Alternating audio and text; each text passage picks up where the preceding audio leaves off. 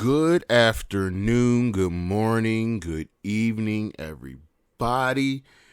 It's time for the High Risk Wrestling Recap, covering the week that was in professional wrestling, and we are looking at the week beginning of July 2nd. So, without further ado, let's just get into it.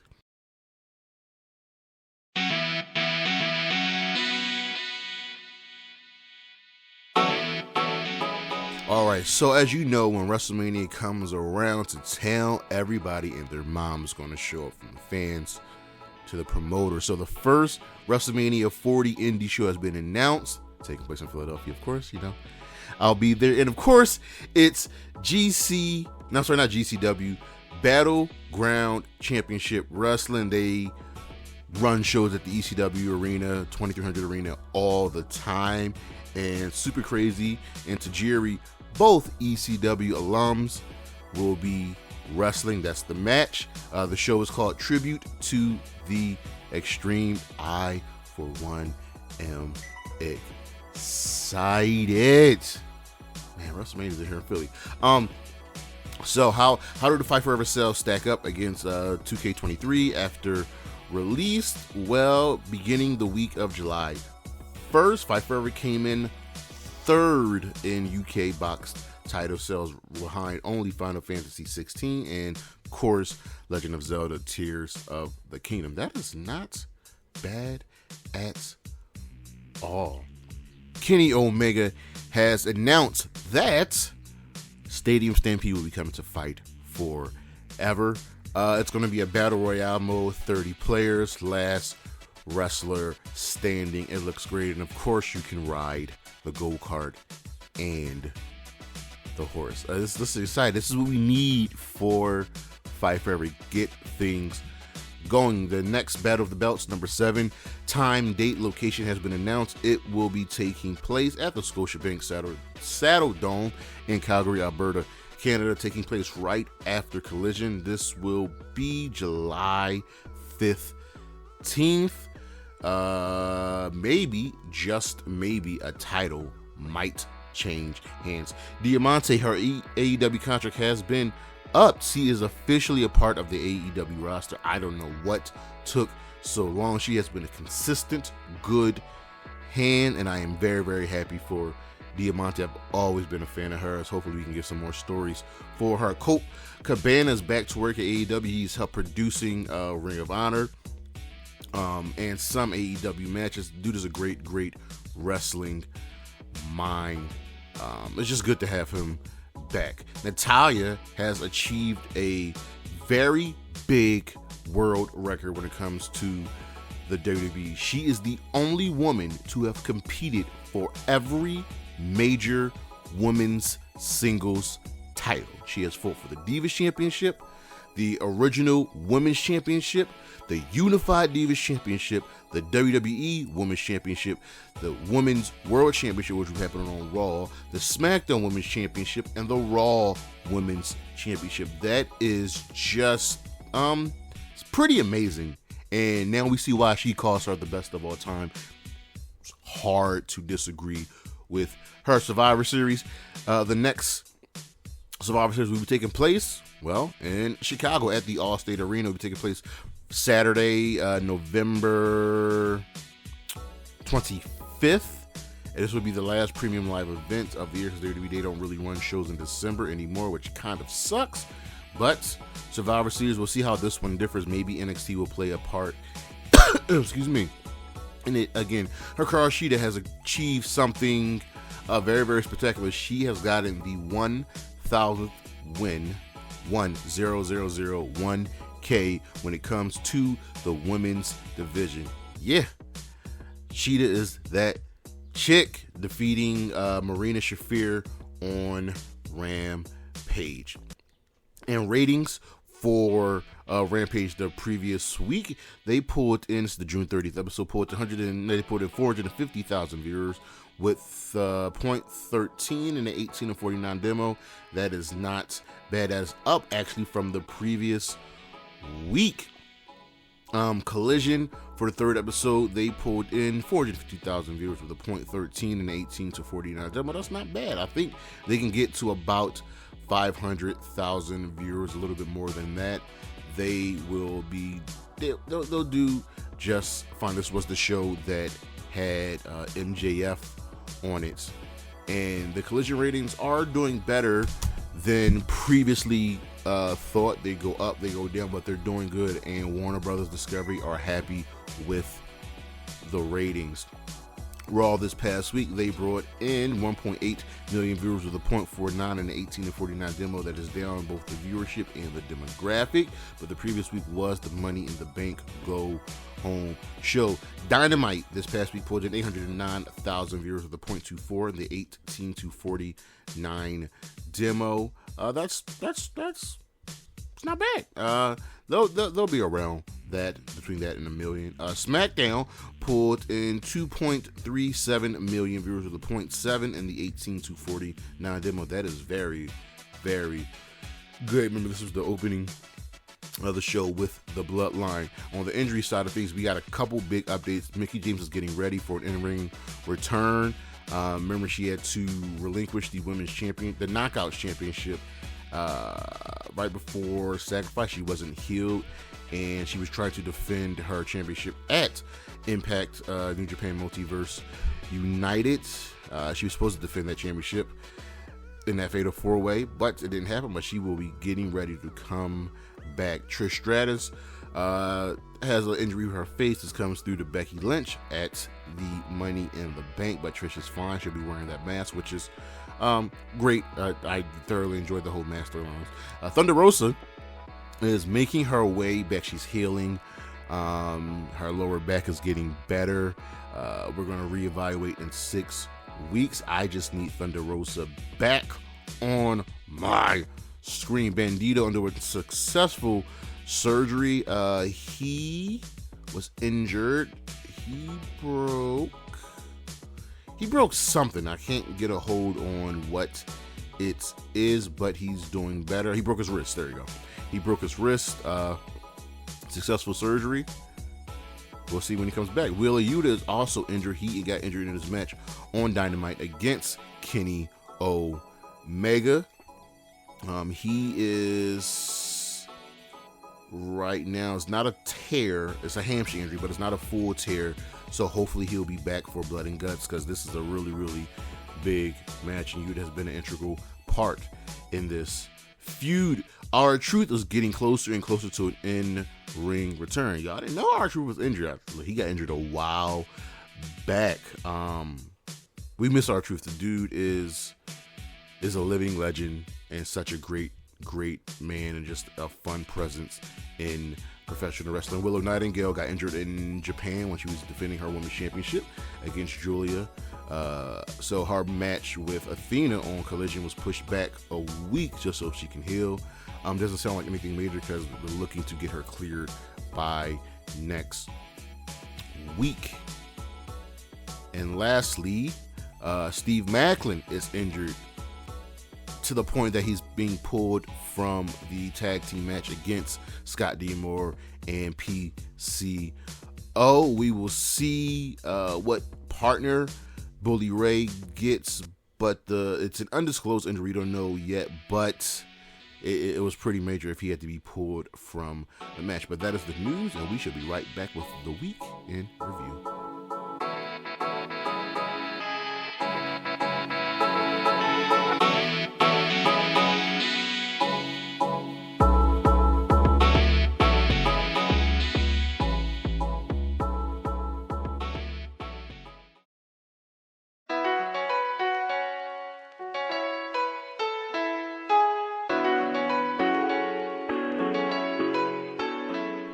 So we've got our fallout from Money in the Bank for a bunch, well, for Raw and SmackDown. Well, let's dive into Raw now. The Money in the Bank is behind us. We are building towards SummerSlam. So Seth comes out, and before he can even talk, Cody comes out. And before Cody can talk, Brock comes out, and Cody just makes a beeline for Brock. They fight, they brawl. Cody gets the upper hand. He does an interview later in the show saying that they can't coexist on Raw, so they got to fight one more time. Back to Seth, the Judgment Day come out. They egg him on. Seth knows it's a trap. He knows they're gonna do whatever they can to get under him, to get behind him, so Damian Priest can cash in. They set up a match later in the evening with Seth versus Dominic Mysterio. Finn was not here. Damian Priest then defeats Shinsuke Nakamura. Shayna Baszler tells Ronda while she turned on her, and such an awesome promo. Long story short, it was Shayna put in the work. Shayna put in the work, put in the time, the effort. Ronda just showed up and just got the main event spot, got a WrestleMania match. It was just too easy for her. She doesn't like it. They fight for a little bit.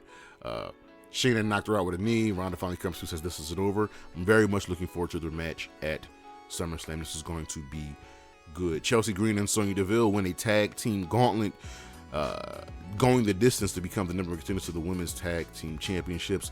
And this was an okay gauntlet. It made everybody, the teams, the women, look a little bit like dumb, and that I know that wasn't their intention. So Chelsea and Sonya, in order of elimination, they defeated The Way, Nikki Cross and Emma, and Emma was more upset.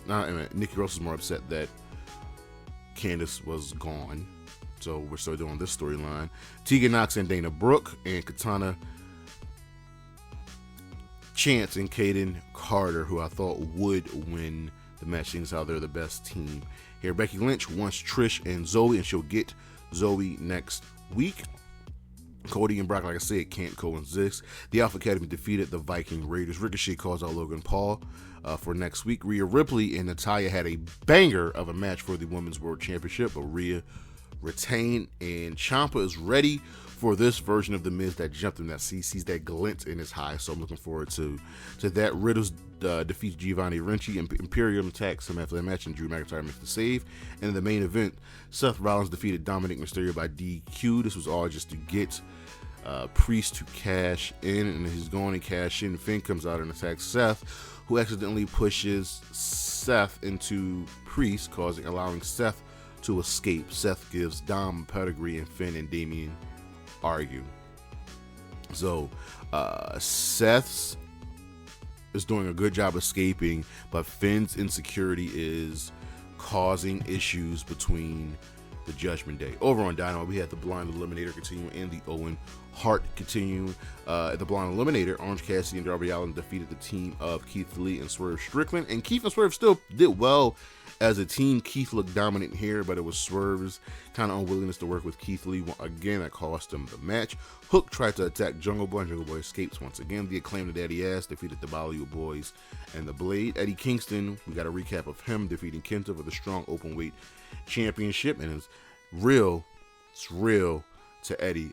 Don Callis offers Jericho to join his family. Jericho doesn't say no, he says maybe. Adam Cole tells Roddy that he's just playing MJF. We'll see. MJF and Cole then go on to defeat Daddy Magic and the Butcher, who cut a great, hilarious promo before the match.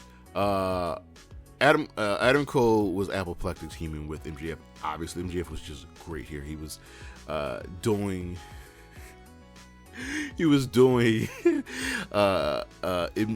Adam Cole's taunts, and it was hilarious. And he then there was a birthday party for Adam Cole after the match. And this is hilarious. This is a good. I can't think of the name for Odd Couple tag team.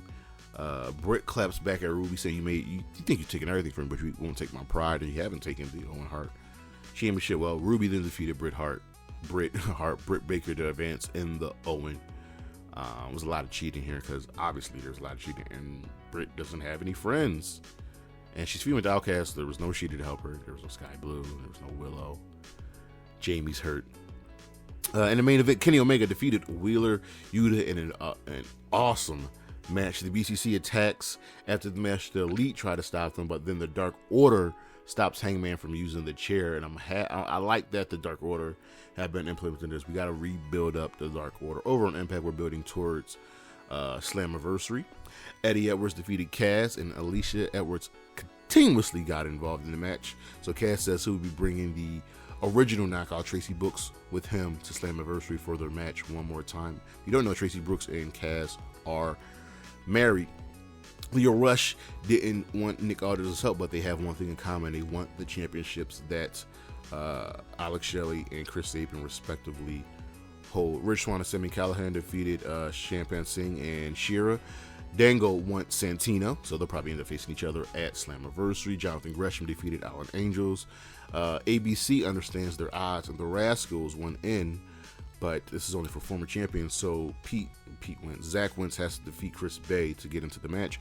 Trinity thanks Deanna for her help, but she says that she took her time to help her. Deanna doesn't respond, and Trinity will have an open challenge next week, which annoys Deanna. PCO defeats the Good Hands in a handicap match. Steve Macklin and Willery attack him after the match and then light his ass on fire.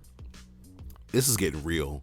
This is getting really, really, really real. Giselle Shaw defeated Courtney Rush. This looks like this is the start of a feud.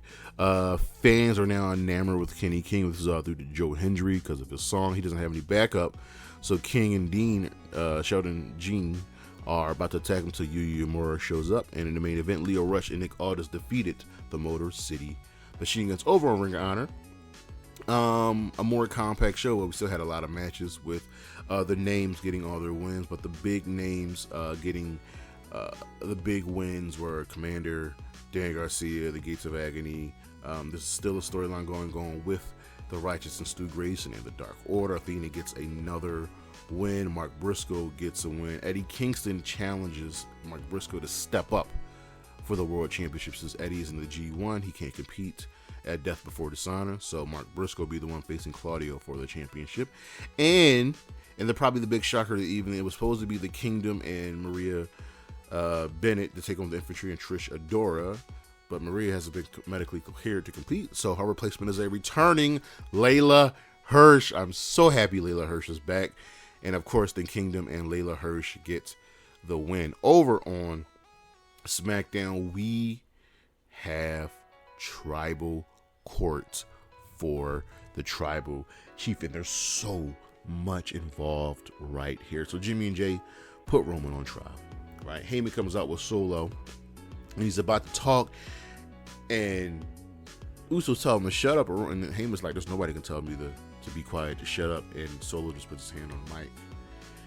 We're building, we're ticking all these boxes for Solo. Roman comes out and says, I'm the Tribal Chief.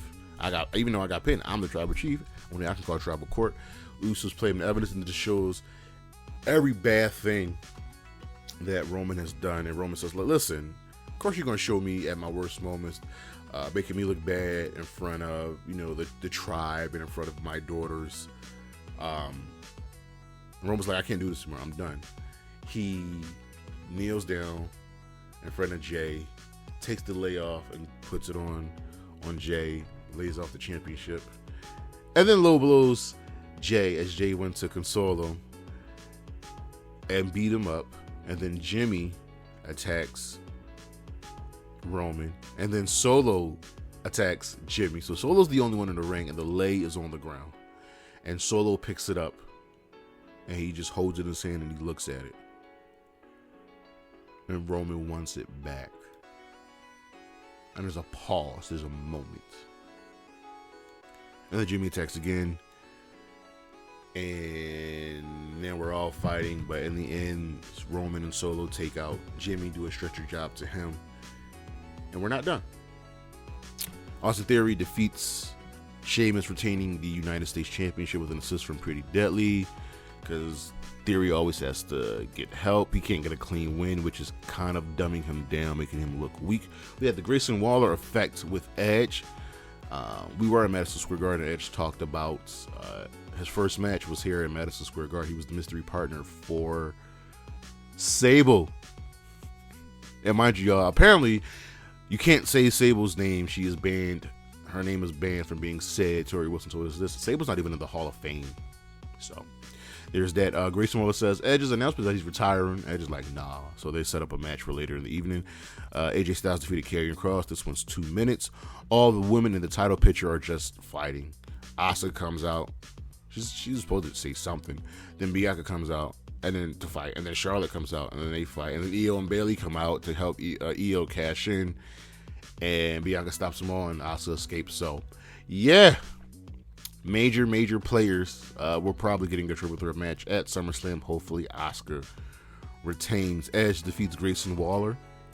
A really good match. This was Grayson Waller's SmackDown debut, and Edge tells Waller that he swam. And in the main event segment, Jey Uso returns and takes out Roman. He takes out Solo.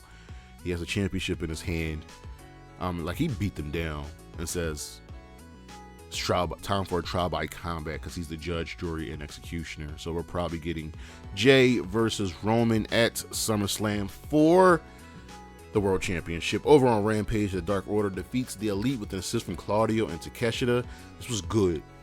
Reestablished the Dark Order. We had a post-match tag that was stopped by Kenny Omega. We had QTV, and Harley still wants Anthony Bowens. The man is gay. Leave him alone. Sammy Guevara and Daniel Garcia defeated Matt Hardy and Jeff Jarrett in the Blind Eliminator. This was fun. Luck of the draw that Sammy and Garcia ended up working together, but Matt and Jeff were hilarious together. Sheeta defeats Marina Shafir in the main event. Big Bill and Brian Cage defeated Matt Sydal and Trent to advance in the Blind Eliminator. The thing about the Blind Eliminator is I like the teams. I wish we got more segments with the teams and seeing the names drawn. It would have just been much more interesting. This was the 100th episode of Rampage. I kind of thought they could have put on a better card than this. Like, I would have had Sheeta fight. I wouldn't have had Sheeta fight Marina Shafir. I would have had Sheeta fight somebody bigger and make that the main event. Over on Collision, a rivalry is renewed between Samoa Joe and CM Punk. So Punk comes out and starts the show, hypes up the crowd, and is getting us ready for the main event. Ricky Starks defeated Powerhouse Hobbs after QT Marshall fucked up.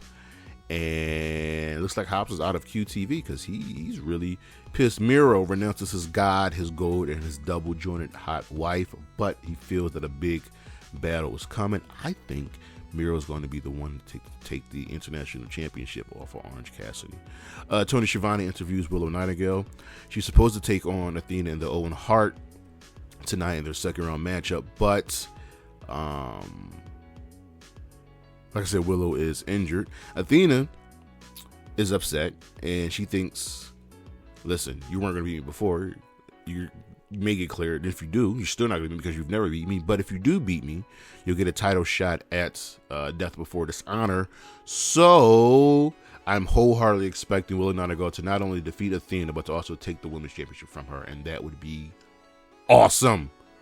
Julia Hart gets a W. Malachi Black will purge Andrade of his dependency on his mask, and Andrade says he's not a coward, he doesn't need his mask, but he also wants the mask back. The Bullet Club Gold defeats FTR in an eliminator match to earn themselves a tag team championship match, and that match will be now 2 out of 3 falls on Battle of the Belt. Scorpio Sky returns in his return match and defeats Action Andretti in a nice little match.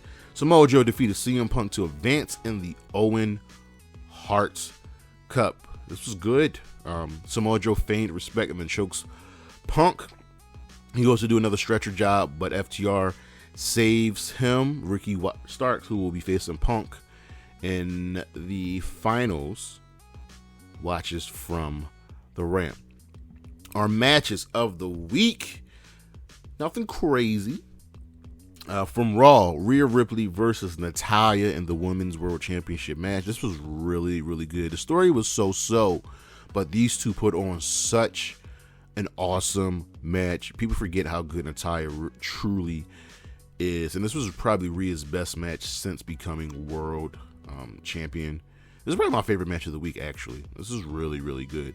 Over on Dynamite, Kenny Omega versus Wheeler Yuta. I'd be remiss not to mention that. Wheeler Yuta showing just how good he is. Also, Wheeler Yuta is going to be one of the trainers coming up because Drew Gulak is opening up a wrestling school here in Philly. Drew Gulak is from Philly. I love it. Over at Impact, Leo Rush and Nick Aldis versus the Motor City Machine Guns, just to build to their Slammiversary matches. This was good too. Ring of Honor, the Gates of Agony versus Darius Martin in Action Andretti, and from Collision, Bullet Club Gold versus FTR.